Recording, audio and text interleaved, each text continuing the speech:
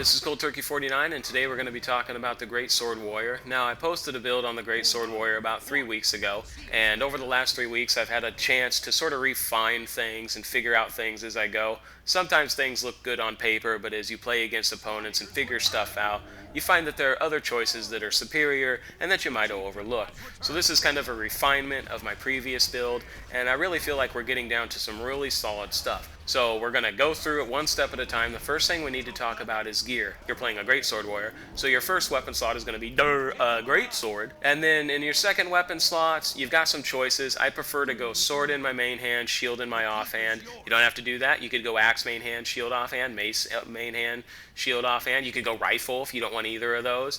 I mean, you got your options, but at the end of the day, I prefer sword shield. And then we could talk about sigils. Sigil superior fire on the greatsword, sigil superior fire on the sword, sigil superior battle on the shield. Why sigil superior fire? It does 1000 AoE damage, 30% of the time you crit with the 5-second cooldown. We are going to get into the math later on in this video, and we're really going to crunch some numbers to figure out why that is amazing. For now, you're going to have to take my word for it. Now that we've talked about your weapons, well, I mean, you got other things you need to talk about too. Amulets and jewels. Two main choices, Knight's Amulet and Knight's Jewel, or Berserker's Amulet and Berserker's Jewel. I use both. How do you use both? We'll talk about that in a minute or two. Well, actually, maybe even sooner. We're going to go over that here in a bit. Knight's Amulet and Knight's Jewel, Berserker's Amulet and Berserker's Jewel, they both give you the same precision. The difference is that the Knight's Amulet, Knight's Jewel gives you much more vitality, which translates into health, which translates into tankiness in PvP, whereas your Berserker's Jewel and Berserker's Amulet is much more critical damage and slightly more power, not that much more, but a little more. For runes, fill out your armor with superior runes of the Eagle, but once again you have choices here. You could go Ogre, you could go Divinity. I just like Runes of the Eagle because it's so much precision for the crit chance. Now we're going to talk about switching gear outside of combat. You've probably been watching this video and you've already noticed that I have my inventory slid down to the bottom left hand portion of my screen, and what I'm doing is when I'm outside of combat, I'll swap out my shield for my Warhorn, I'll use the charge ability for the swiftness, switch back to the shield, and then I'll leap forward with my sword, switch out to my greatsword, whirl, and rush. And what I'm doing is I'm being incredibly mobile. I'm using my abilities to zoom across the map, and I'm swapping out my weapons outside of combat. If you didn't know that you could do that, guess what? You can, and not only can you should be doing this. If you are playing a warrior, you need to be swapping your weapons outside of combat to maximize your effectiveness on the battlefield, especially when it comes to Warhorn. Warhorn's great. But it's not just that. There's other things, like for instance, if you're in a battlefield and you're going up against a ranger and a necromancer who are hitting you with a lot of condition damage, bleeds, poisons, things like that, guess what? You don't want the Berserker's Amulet and Berserker's Jewel outside of combat. You switch to the Knight's Amulet and the Knight's Jewel for a ton extra vitality, which translates into hit points. Remember, condition damage ignores toughness, so you want to get vitality for hit points when you're going up against condition damage opponents. But this isn't a great example. You switch what you're using outside of combat from an amulet jewel standpoint in order to counter the strategy that the enemy's using. Swapping out your gear outside of combat is really important to understand what to do. An even more extreme example would be swapping an entire weapon set. You're going up against somebody who kites you to death when you're in melee range, and you just can't deal with it. Hey, you know what? Equip a rifle and go shoot them from far away. You should have a rifle somewhere in your inventory. It might not look cool, but at least it does something. So feel free to swap your weapons out outside of combat. You can also do the same thing with skills and traits, and we'll get into that here in a bit. Speaking of skills and traits, let's talk about them. For skills, we need to talk about your healing skill first. Once again, Mending or Healing Surge are your two primary choices. Which one do I use? I use both. How do I use both? Because I swap them out when I'm outside of combat. Mending is a solid heal, but also gets some conditions off you. You use Mending if you're going up against a team that's putting a lot of conditions on you. Healing Surge doesn't deal with conditions, but it heals more, especially if you conserve your adrenaline bar, which we will be doing a lot with this build. So use your Healing Surge more often than not, but hey, if you need some condition removal, swap out to Mending. Can't do it in combat, can do it out of combat. Play smart. Next up, we're going to go skill choices outside of the healing. Bull's Charge, Frenzy, Balanced Stance. Bull's Charge is good CC, and its mobility skill. Frenzy gets you quickness, which means you can have huge damage output, but unfortunately makes you super squishy. Read it, you'll understand why. Balance stance, no brainer. 8 seconds of stability on a low cooldown. If you're going to be playing a warrior that has to get in melee range on his opponents, and you're going to need stability. If you don't have stability, you're going to get knocked down, knocked back, kicked off, pushed around, and it's going to get ugly fast. Your ultimate, you're going to want to get Sigil of Rage, because it's Might, Fury, and Swiftness on a 30 seconds of it, and it's on a 60-second cooldown. Really important, great ultimate, really rounds out the build so you can be doing a ton of good damage and zooming around the map. So we need to talk real briefly about what this sets up. These skills set up something called a 100 Blades combo, and we are really going to talk about 100 Blades a lot later on in this video, because you can't play a Greatsword Warrior without talking about it. The combo is you activate Signet of Rage when you spot the enemy, you activate Balanced Stance when you get a 1200 range, you activate Bull's Charge when you get a 600 range, you hit Frenzy while you are in the middle of your Bull's Charge, because you can, then you unleash the pain train, so to speak, and you hit 100 blades. This combo, if timed properly and you crit, which you probably should since your crit chance should be off the charts with this build, could do up to, well, my personal record on a squishy is 21,610 damage. More realistically, you won't see numbers that big. On average, you'll see crits of about 14,000 to 18,000 if you get the full combo off. And that's called your 100 Blades combo. But also don't forget don't forget all about all your other abilities, and we're really going to get into that. But we need to talk about traits first. So traits, we go 20 down strength. We're taking Berserker's Power and Slashing Power. Berserker's Power encourages you to conserve your adrenaline for more damage output. Slashing Power means you're going to be doing more damage with your Greatsword and Spear. You want to go 30 down arms, although this one's a little wishy-washy, and we'll talk about that in a second. Taking Rending Strikes, Forceful Greatsword, and Last Chance. Rending Strikes means you're going to be applying vulnerability when you crit your foes, which is good because you crit them a lot. Forceful Greatsword means you're going to gain Might when you hit with a crit on a Greatsword, which is good because you're going to be doing that a lot. Might helps. And then your Greatsword and Spear skills in general are going to recharge 20% faster, which is great. That means you can do your stuff more often. Last Chance, which is if you go 30 down arms, is going to grant you quickness, but it's on a really big cooldown, and it only procs when the hit point of the target is low. And that's why this one's a bit wishy-washy. You can go 20 down arms instead and put those other 10 points elsewhere. Talk about it in a second.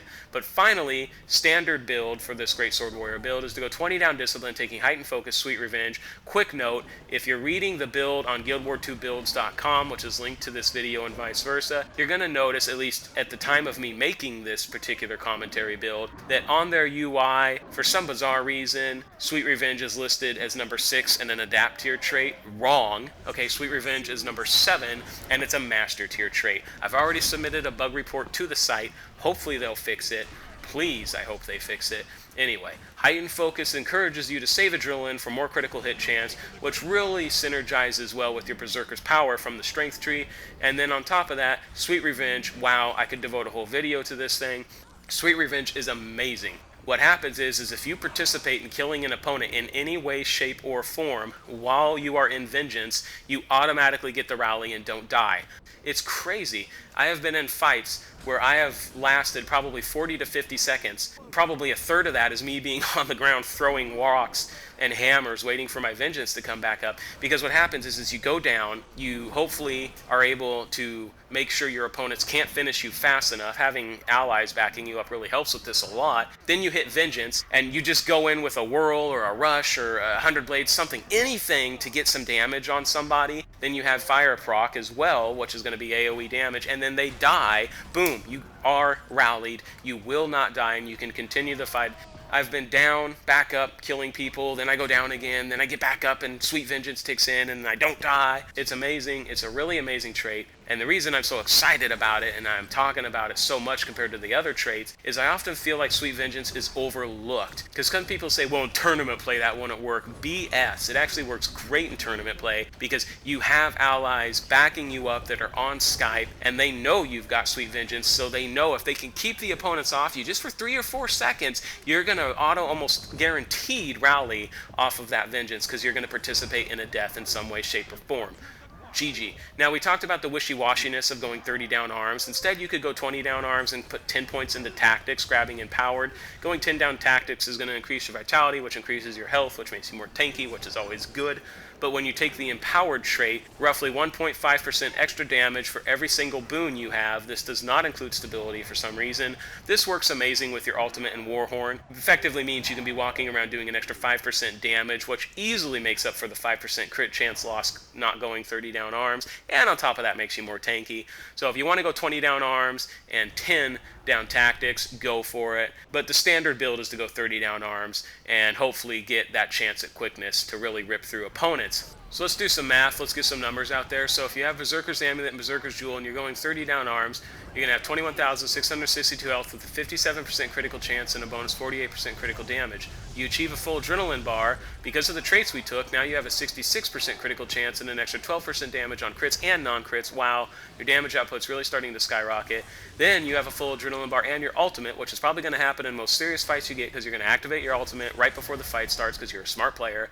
You now have an 86% critical hit chance. Let's go back to the Sigil Superior Fire. Remember that it's 1,000 AoE damage, 30% of the time you crit with a 5-second cooldown. What's 30% of 86%? Hey, it's 25.8%, which roughly speaking means 1 in 4 of your Greatsword attacks will proc your Fire Sigil. Well, how does that translate? Because every 5 seconds with a Greatsword, guess what? Turns out you can make about 4 attacks. What it does is it means statistically you are going to be proccing your Fire Sigil every 5 seconds because you have maximized the statistical probability of doing so without going overboard. That's why once you get over 86% crit chance on a Greatsword Warrior, you're effectively wasting something. Don't go over 86%, stay that, or even a little lower. I mean, you could go as low as like 80%, and you're still effectively going to be proccing the fire every 5.6 seconds or whatever, which is still enough. So that's kind of some hard numbers to back up why the Fire Sigil is so amazing, because it's AoE. And some people say, well, what about Superior Sigil of Air? Don't do it. The lightning proc from Superior Sigil of Air is only 1,120-ish damage compared to 1,000 damage AoE. Single target is 1,120. Come on, obviously the 1,000 damage AoE is superior to the 1,120 single target because in most fights you're going to be hitting multiple opponents, especially with the Greatsword Warrior because you're going to be using 100 Blades, which is an AoE. Speaking of which, we need to get into the play style of the Greatsword Warrior, which means we're going to need to talk about 100 Blades. 100 Blades, you can't talk about a Greatsword Warrior without talking about it because the ability is so divisive in the community. Some people say, well, 100 Blades it's overpowered and they need to nerf it. Other people say, good players say that 100 Blades isn't really that powerful, and not only that, it encourages one-dimensional play and encourages poor play. I tend to agree more with what the good players are saying, but here's the thing, is both sides of the spectrum are discounting Greatsword Warriors as bad for their own reasons. That's where I draw the line and say, no, I disagree, and here's why. Because a bad Greatsword Warrior will only rely on his 100 Blades. If you watch a bad Greatsword Warrior, if their 100 Blades misses, if their opponent dodges it, they don't know what to do, and they just kind of and then they die. If you're a good Greatsword Warrior, you use 100 Blades, but you do not rely on 100 Blades. Imagine if it's like you have a toolbox and you've got a hammer, you've got a wrench, you've got a screwdriver. If you need to hit a nail into the wall, what do? You use the hammer, more than likely. But if you got to unscrew a screw from something, you're going to use the screwdriver. That's what 100 Blades is. It's just a tool in a set of tools, and you got to use it in a smart way. Don't rely on it, just use it. Here's a good example of that. When somebody on the enemy team is trying to heal one of their allies who's in the down state, or if somebody on the enemy team is trying to finish off one of your downed friends, guess what? That puts them in a stationary animation. What can you do to people when they're in a stationary animation? You can 100 Blades them. In other words, you're going to force them to either cancel their res/finish or suffer your full 100 Blades combo, which, like I said before, if you crit, is easily over 10,000 damage. This is especially effective in groups of enemies because, remember, 100 Blades is technically an AoE. Here's an example. One of your allies goes down. 3 of the enemies swarm him and all start to finish him off. You're standing there, you say, haha, I know what to do, and you 100 Blades all 3 of them while they're trying to finish your friends off. Let's say you crit. You're looking at 50,000 damage across 3 opponents. That can turn the entire tide of that fight. So 100 Blades has its uses, you just don't want to rely on it. Here's another, and this one's kind of ironic, is you can use 100 Blades to test your opponents. If you see an opponent, you're in a one-on-one situation, go for that generic 100 Blades combo, and if you finish him and kill him, guess what? He either wasn't paying attention or he's bad. There's no third choice. Well, maybe the third choice is he's both. You know what I mean. If he's a good player, he's going to roll out of it, he's going to dodge it, he's not going to get hit by it, and then you know from that point on, hey, that blah blah blah guy, he's pretty good. Why? Because he can actually dodge my 100 Blades combo, which means he has something called skill. He's actually aware of what's going on around him. He understands how to use the dodge button, which you would be shocked how many people still don't get the dodge button, which is amazing. It's so key to playing this game. So yeah, use it as kind of like a test. Open up with 100 Blades, see how good they really are. Ironically enough, that's what the bad Greatsword Warriors do as well, but because you're going to be a good Greatsword Warrior, instead of relying on that combo hitting, you're using it to test your opponent, and then you're switching out to all your other abilities. Remember, you've got a ton of abilities. Don't just, you got your shield, right? So you got Shield Bash, Shield Stance, you got your sword, which has a Flurry Burst, you got your auto attack, Savage Leap, Hamstring, and then of course you got your Greatsword, you got Rush, you got Blade Trail, you got Whirlwind Attack, you got its auto attack, and then you got all your utilities. Don't just stand there and spam 100 Blades like a retard. Use it when you can use it to test, use it intelligently on groups to make them pay for the decisions they make. Play intelligently. So we've talked about this build, we've talked about gear, we've talked about the numbers, we've talked about 100 Blades, which is unfortunate because you have to. You know what? A Greatsword Warrior brings a lot of damage and a lot of mobility. And in my opinion, they're one really super awesome way to play a warrior. They're fun. You have a lot of fun playing a Greatsword Warrior. Don't let the haters knock it. And sort of final thing on this video, I want to give general tips. If you want to become a better player, here's a couple things that can really help you out. Here's the first one, is stop your whining and suck it up. Play every profession. Understand their strengths, understand their weaknesses, understand their capabilities. Read up on the builds online. Try out the builds, see what the professional teams are saying. Instead of complaining and griping about things that you can't beat, figure out how to beat them. Learn, adapt, see what's going on, become a better player. You could almost say it like this: play to learn, not to win. Really try to understand what's going on. Here's another tip.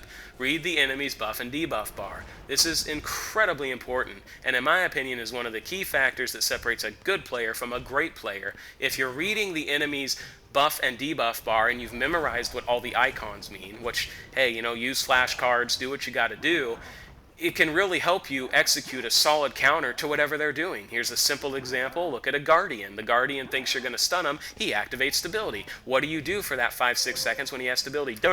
You don't stun him. Why? Because you're going to waste it. You wait for it to leave, then you stun him. It sounds simple, it sounds stupid, but it's true.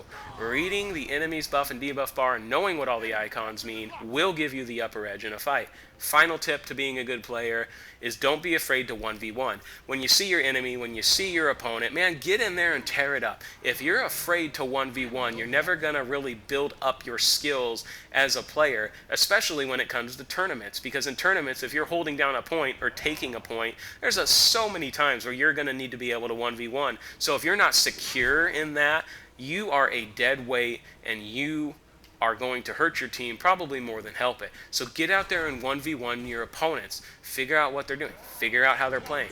Play their profession for a while. Like I said earlier, these are just 3 simple things to becoming a better player. And in no way, shape, or form am I trying to say that I'm the best thing since sliced bread. Far from it, because I have a lot to learn. And I'm always trying to figure out things. Right now, I'm playing a Mesmer, I'm playing a Ranger, playing a Guardian. I'm trying to figure out kind of these other professions in a little more depth. Maybe even switch to them for a few weeks because I'm enjoying them so much. But yeah, those are some general tips. And overall, if you're a big-time Cold Turkey 49 fan and you're watching this video and you're still listening up to this point, please thumbs up the video, leave a comment, but more so than that, go to the build that's linked in the description underbar of this video, and you have to make an account to thumbs up a build and leave a comment. If you're a hardcore Cold Turkey 49 fan and you've been listening up to this point, I'm asking you, go read the build that's linked, subscribe to the site and leave a comment, thumbs up it. You don't have to, but it'd be nice if you did.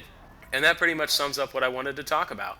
Quick recap. Great Sword Warrior. You use a great sword. You got a lot of mobility. You got a lot of damage. Understand how to switch gear outside of combat. Skills and traits. Understand how to switch those outside of combat. Adapt to your enemy's play. And figure out what you need to do to achieve the victory. Whether you're a Great Sword Warrior or not, at the end of the day, a lot of these principles apply overall just to being good at PvP. So there you go. This is Cold Turkey. Thanks for watching.